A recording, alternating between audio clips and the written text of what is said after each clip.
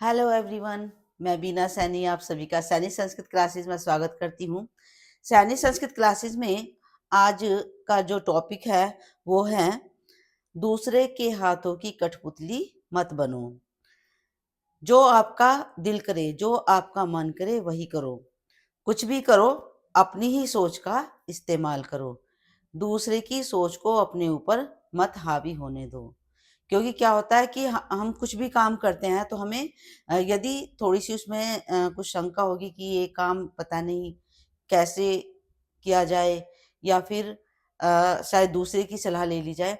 सलाह लो, लेकिन जो आपका दिल कहता है उस काम को करो, ना कि जो है दूसरे की सोच पर पूरी तरह से अमल करो। तो उससे क्या होता है कि जो है एक तो हम दूसरों के ऊपर निर्भर हो जाते हैं, और दूसरी बात ये है कि हमें सही गलत का अंदाजा नहीं रहता। हमें दूसरे की बात ही सही लगती है।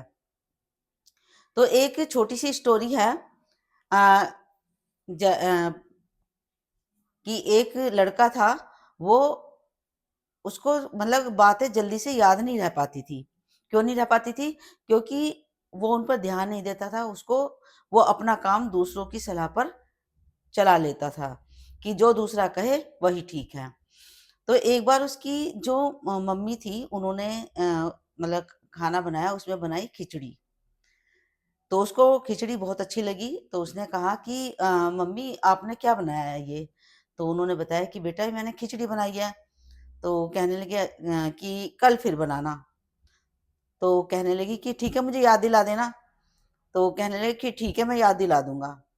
तो पूरा दिन जो है खिचड़ी खिचड़ी खिचड़ी करके उसको रटता रहा, जिससे कि उसको याद रहे। लेकिन वो खिचड़ी खिचड़ी करते हुए जो है उसके मुंह से निकलना शुरू हो गया, खाचिड़ी खाचिड़ी खाचिड़ी।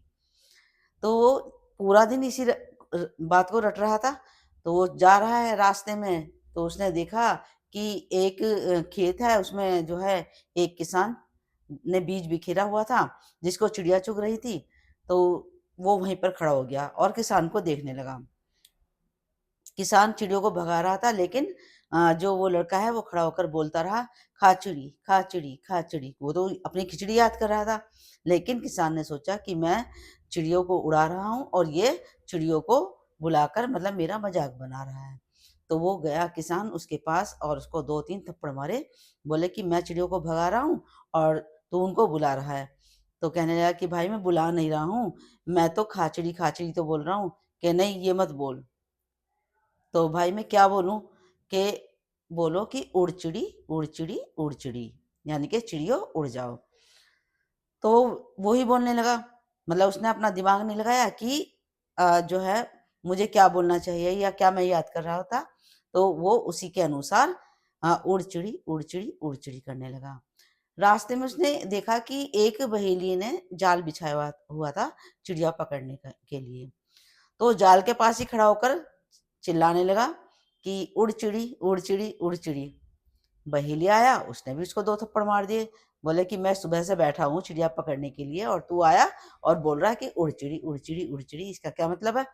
तो उसने कहा कि भाई मैं क्या बोलूं, मुझे तो मतलब समझ में नहीं आ रहा। मैं खाचिड़ी बोल रहा था तो मेरी पिटाई हुई, और अब मैं उड़ चिड़ी बोल रहा हूँ तो भी मेरी पिटाई हो रही है। तो उसने कहा कि ऐसा बोल, आते जाओ फंसते जाओ, आते जाओ फंसते जाओ। अब उसने वही शुरू कर दिया, आते जाओ फंसते जाओ, आते जाओ फंसते जाओ। रास्ते में दो चोर थे जिन्हें पुलिस वाले ले जा रहे थे। तो उनको देखकर वो और जोर जोर से चिल्लाने लगा, आते जाओ फंसते जाओ, आते जाओ फंसते जाओ। चोर बोले पुलिस वाले से कि भाई मुझे इस लड़के से कुछ बात करनी है। तो उन्होंने कहा ठीक है कर लो। तो वे गए चोर और उन्होंने भी दो तीन थप्पड़ उसको मार दिए। बोले कि हाँ हम तो पकड़े गए और तू कह रहा कि आते जाओ फंसते जाओ। तो वो कहने लगा कि भाई मैं क्या बोलूं? कि बोले कि कोई मत आना, कोई मत आना, कोई मत आना। तो ठीक है। तो वो बेचारा वही चिल्लाने लगा, कोई मत आना कोई मत आना, यानी कि वो अपनी खिचड़ी भूल गया। कोई मत आना कोई मत आना, यही रटता रहा।